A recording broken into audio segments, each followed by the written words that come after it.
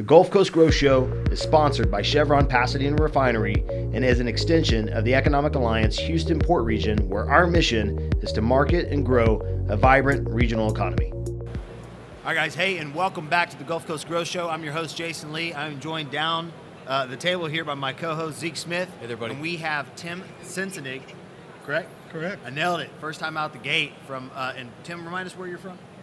I'm originally from Pennsylvania. And glad to have you joining us today. And again, big thanks to OTC, the Offshore Technology Conference Center, for allowing us to be here today. This is a rarity for us, so we're actually getting to come out live to this event. It's a huge event today, great turnout, and even bigger thanks to Fifth Ring for sponsoring the OTC Podcast Pavilion. Fifth Ring is a global B2B marketing and communications agency with over 30 years of experience in the energy sector and beyond, and its presence in Houston, Aberdeen, and Singapore enables the agency to help companies all over the world build better brands and sell more stuff. Learn more about Fifth Ring by visiting fifthring.com. The link is in the show's notes.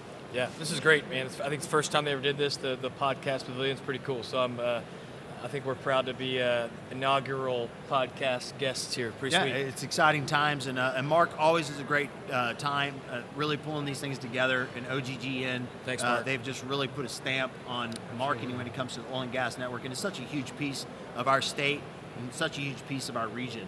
And then Tim, I've been chasing you for a couple of years. I know, hunting you down, saying, hey, we got to get you on the show. I know that I've had Bruce on a few times, and we're going to talk a lot about some things that you're passionate about today, which, again, back to our audience so they know things that matter to our region. It's not just business. It's not just oil and gas. It's not just getting out and making money, but it's actually making a difference in the community. And I know you're a big part of that, and we're going to dive into that. But before we kick that off, why don't we tell everybody a little bit about your background, who you are, what makes you tick, a little bit about your company. Sure. I think what I'm most known for is in 1999, I created the most successful transportation management software company in the world.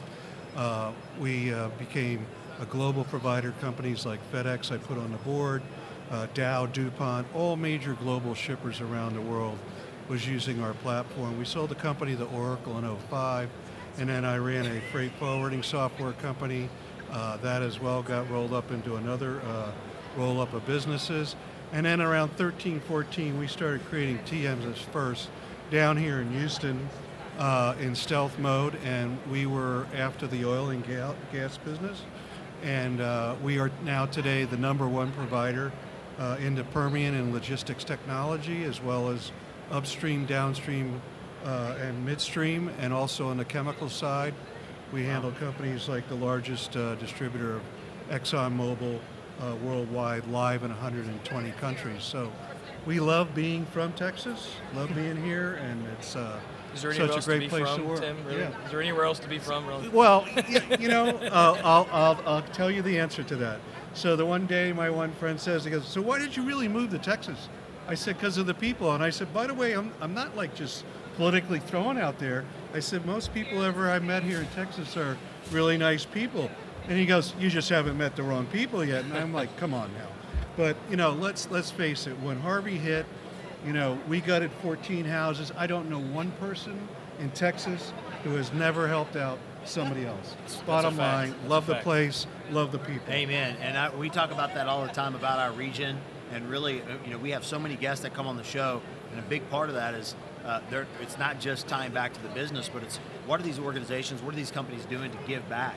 Right. And I know you play a huge role in that. So, and we're going to kind of shift gears a little bit for that reason, but I know you've had success in business, and I think Zeke was going to chime in a little bit. Zeke? Yeah, just curious as to, you touted some stats. It's a very successful track record in business in a few different segments and industries. What would you attribute that success to? If you had some listeners that are like, man, I want to go and follow in Tim's footsteps someday, or a similar path, what's some advice? Yeah, so I would tell you, it's kind of like going to college, and you go to college, and I just dealt with this with my daughter. She goes, Dad, I'm really, I hope I don't get you upset. I'm going to switch degrees. And she goes, I'm going to switch to supply chain and technology. I'm trying to go, what am I going to get upset about? Well, I think most kids, as well as myself, maybe you guys didn't, you switch degrees because while you're in life, you decide, this is not totally what I want to do, or Sure. I've learned some things that excite the heck out of me. And I came out of Wall Street originally. I started the investment banking practice, which is now part of DLJ, became Credit Suisse, in supply chain technology. And I used that knowledge to start that company in 1999. And today, I also used all that knowledge to self-fund my company. Nice. And really take it by the head and bootstrap it. We're cash flow positive. And what that really got me to do, the B is so excited about, is because we went that route, we can now contribute money to help out nonprofit organizations that are important to me. And I was really looking for that. And, I'll say one thing before I let you guys jump in. Guy said, well, why don't you just go run things in a nonprofit? And I said, well, let me make this really clear. When I take this company from 10 million to 250 million, how much of that 10% can I go impact at 25 million to try to help making major impacts at nonprofits as a company? That's right. Versus just go Right. do One, things. yeah. Right. And that's what motivates me. Not only do we deliver superior product, we help out people in need in a superior way. It's Love awesome. And I know we're going to get a lot more into the community service and the impact you have had and still are, and I think you just came from a meeting. But I know Jason and I we're obviously at OTC, Right. upstream Mecca in Houston this week. So Jason, wanted to talk to him a little bit about what's relevant in the upstream market, what's exciting, what are you doing, how you getting busy in upstream right now? Well, one of the things that I think people forget about is that there are three streams, right? And Houston is really a populace for all three of those, right? So we're kind of hubbed out in the port region, so everybody thinks about the chemical plants, the refineries, Right. And really, a lot of times when people are, they associate Houston when you're flying in, you see the refineries, so you just think about what's happening there. But we don't realize that there's an entire ecosystem, almost essentially a sub-economy that exists from work that's happening on the other side of Texas, and then how it flows down through, and then the action that takes place to here, and then even it hops offshore from Right. our area and then starts working there. Tell us what you've seen, I guess, in the last 10 years from an evolution perspective, right? I mean, you've been at this for a while, Right. and what's changing, what's shifting, and then where do you see it going in regards to the relationship between those three things, right? What's happening here on the States, and then how it's going to out to the rest of the world. Because you said you work on logistics and supply chain from here all the way across the world, actually, Absolutely. right? So Yeah. how does your business play a role in that, and then how do you see it transitioning over the next few years? Okay, so first of all, I would tell you that coming from the last downturn, right, there's usually, we all talk about cycles of the downturns, and most oil and gas companies make the most money in a downturn because they're buying the assets cheap. Anybody that knows Right. this game very well, that's what happens. So just like us, in 14, we had 10 deals we thought we were going to close. We didn't close one of them.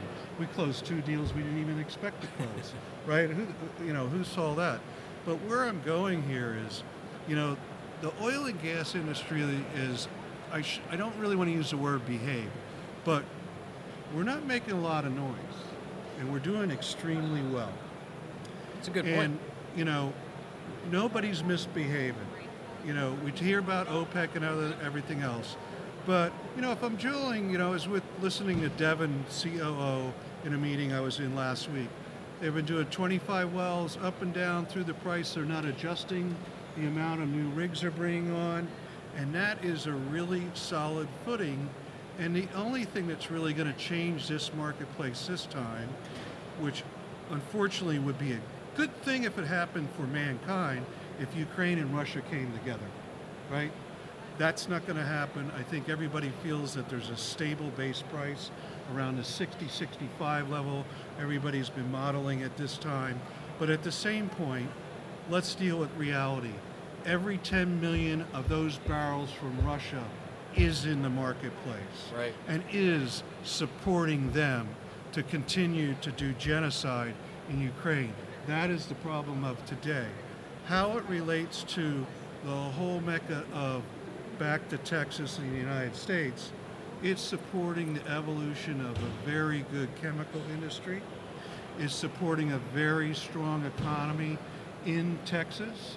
when I talk to people outside of Texas and inside in Texas, until about, I'd say, the last 3 to 4 months, it's kind of by like, what recession? Right. Okay?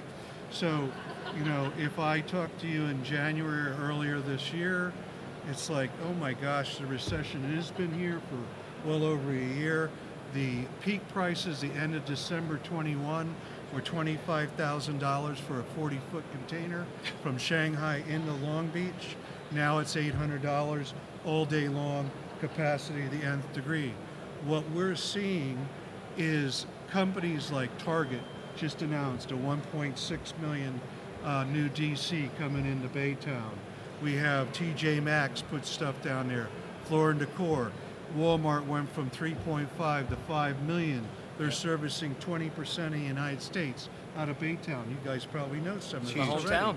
You're putting another 1.2 million Yep. of Target distribution center into Texas as well. You know, living spaces that people probably didn't even hear of have Right. come already heavily Yeah. Right. into Texas FedEx with there in 3 Baytown, too. DCs. Yeah. Now, on the nearshoring side, everybody goes, oh, everything's stopping from China. Guess what? China and Korea have been planning for 3 years down in Monterrey, and right now we have an 8-to-1 ratio, and that is the hottest trucking market right now, is Mexico coming up to Texas to service the distribution centers. Okay. Yeah. And is not coming by ship Makes as sense. much. LNG or LG and Hisense are in full motion with their new facilities down there. There's another 50 plus new manufacturing centers coming online in Monterrey. And where's it coming? Texas.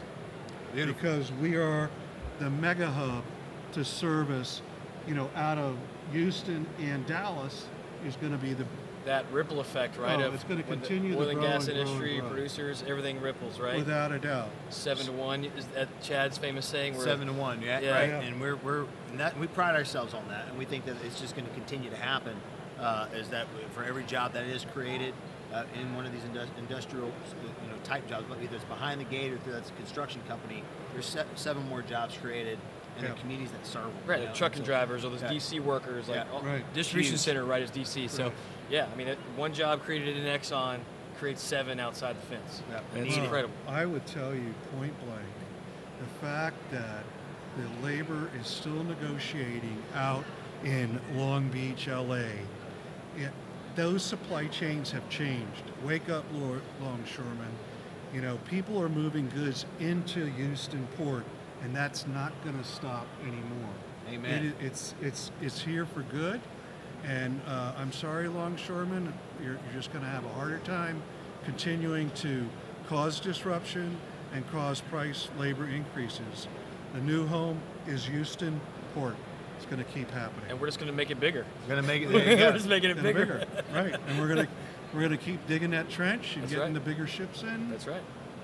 So let's shift gears. I think you are a man of passion. I've known that since I've met you. I've chased you for a while for that reason. Just in case you couldn't tell right now, though, right? Yeah, exactly. Right. Like no surprises here. Right.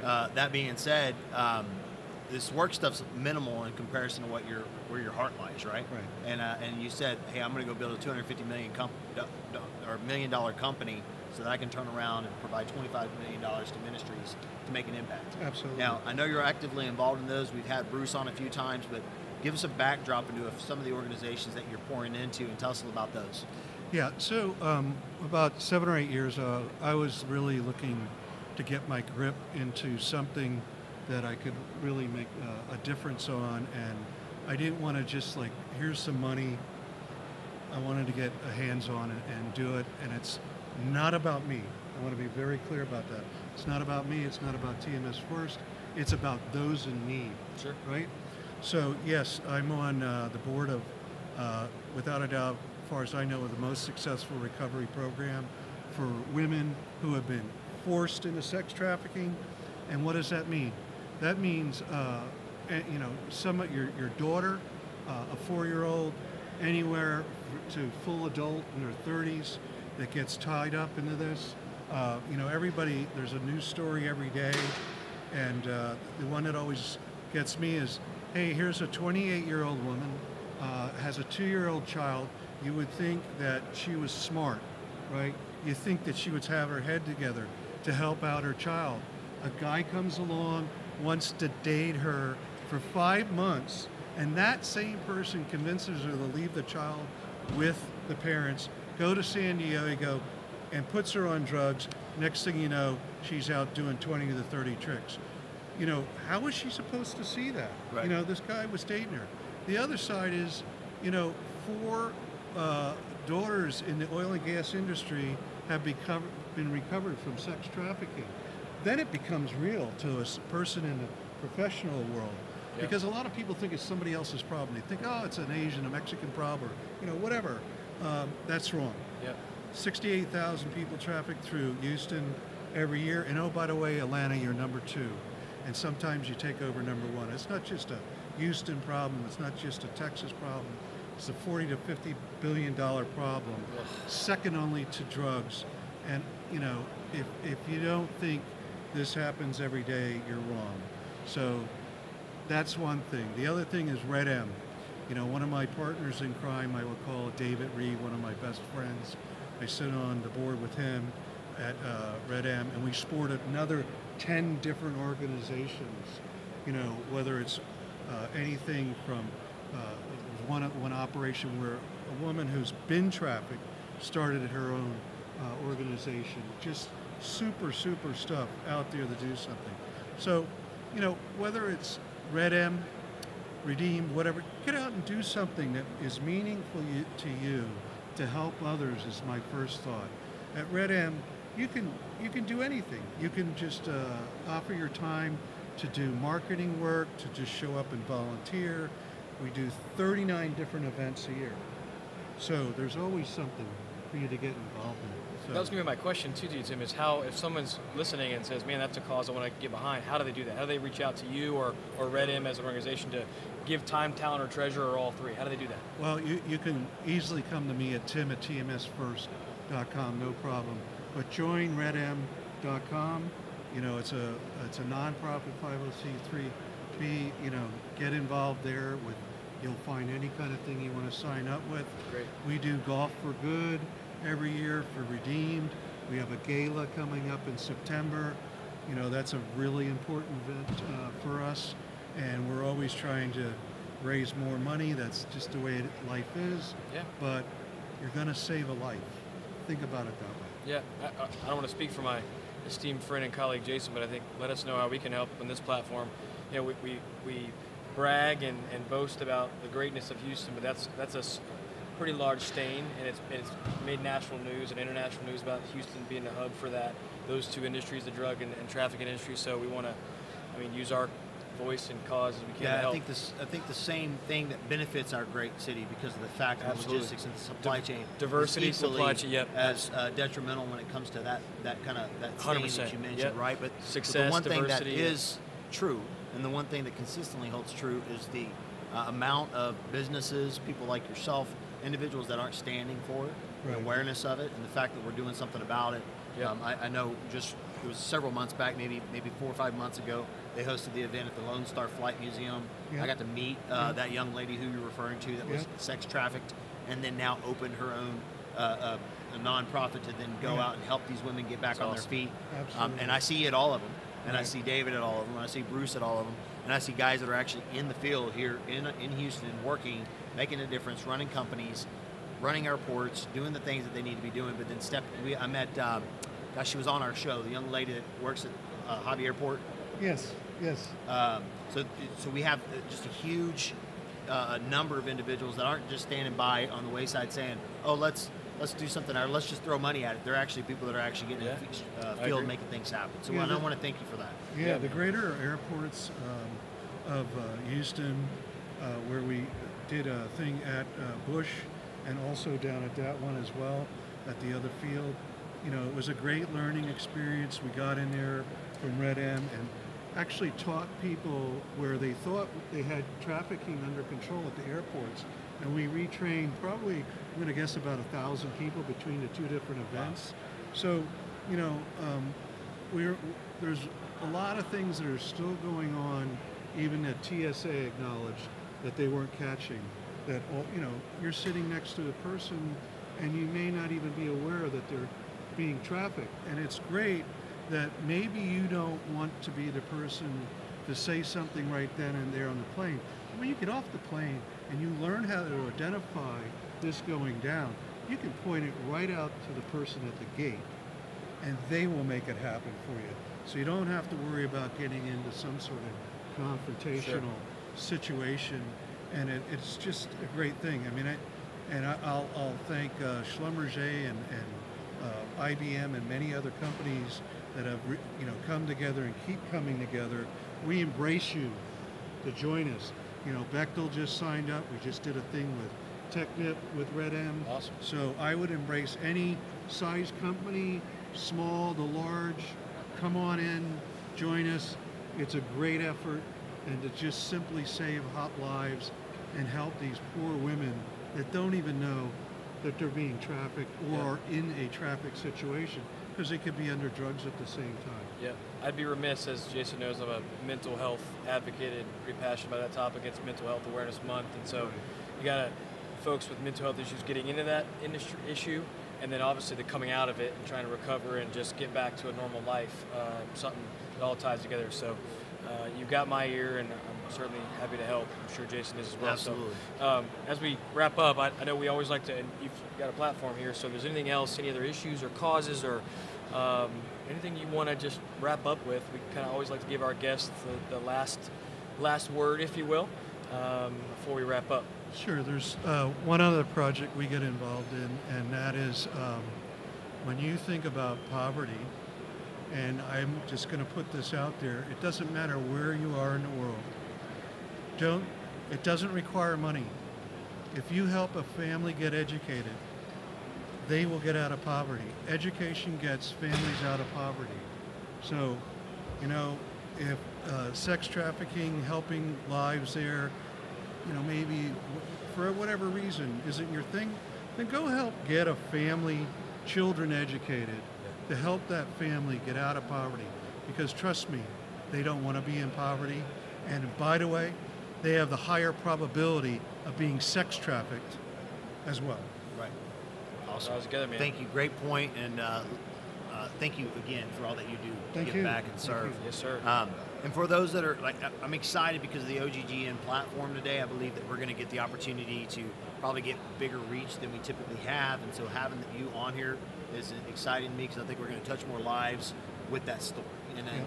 And then I want to thank again OGGN, Mark LaCour, for having us out here.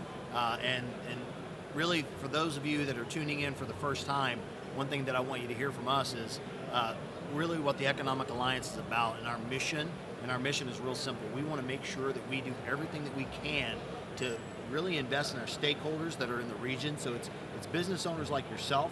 It's people in the community that are part of that, right? It's just the folks that are serving, the person waiting the tables there in Deer Park or there in Pasadena, or and then all the way back to the refineries, and then all the way out to the plants, that are not the plants, but all the way out to the oil fields, really, right? So, and then everything in between, right? And so we really service that, and people forget about the dynamic power of this region. But it's not just out here talking about dollars. It's not just out here talking about capital projects. It's out here talking about people. And so we try to bring that to every show. I think every guest that we have typically shares quite a bit about their business, but also their impact in that life cycle of business here in Houston, and then also their impact that they're doing in the community. And that's one thing that I think resonates with this entire state. You said it early on. Absolutely. People wake up in Texas and something happens, right? They're like, hey, you know what? I'm gonna give back. I'm going to do something different. So, so, economic opportunity facilitates our ability to give back to our communities. Right. It's just one. Yeah. So it's a beautiful cycle, in fact. Right? Yeah. So if you haven't checked it out, the Economic Alliance, and you're in the oil and gas region, whether upstream, downstream, midstream, you need to look into it. Economic Alliance, HoustonPortRegion.com. You can tune into that. You can go to their website. You can see the events. They have so much of a reach for you and your organization, for your business. So we would encourage you to check that out. Again, if you're not familiar with our show, but you're tuning in because you're familiar with OGGN. So, and at the same time, I butchered this earlier. I stumbled across a little bit. It's my first time looking at it. So we're going to try to give Fifth Ring another shout out on our way out today. So big thanks to Fifth Ring for sponsoring the OTC Podcast Pavilion. This is a great setup in the middle of this event.